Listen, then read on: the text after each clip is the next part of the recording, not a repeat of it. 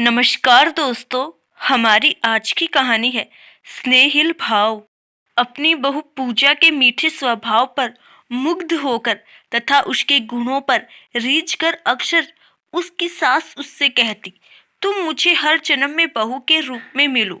बेटी पूजा को अक्सर यह बात परेशान करती थी कि उसकी माँ समान सासू माँ उसे बहू के रूप में क्यों पाना चाहती है, बेटी के रूप में क्यों नहीं।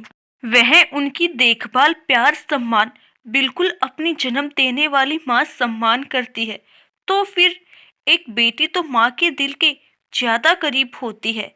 ये बात एक दो बार उसने अपने पति अमन से भी कही, मगर अमन जवाब में बस मुस्कुरा कर कहता, पूजा, मुझे कभी ना तुम्हारे द्वारा माँ के सम्मान में कोई कमी नजर आती है और ना माँ के द्वारा तुम्हारे साथ प्यार करते और बर्ताव करते हुए वह तुम्हें बेटियों जैसे प्यार करती है।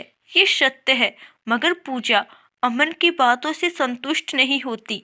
आखिर उसने एक दिन उसने मौका देखकर सासू माँ से पूछ ही लिया, माँ, मैं तो हर जन्म में आपकी बेटी बनकर आना चाहती हूँ, पर आप मुझे बहू के ही रूप में पाना चाहती हैं, ऐसा क्यों?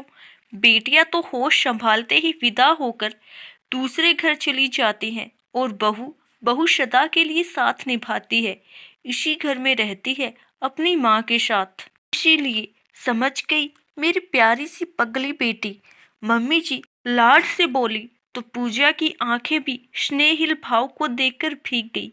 वह तुरंत माँ कहते हुए उनसे लिपट गई।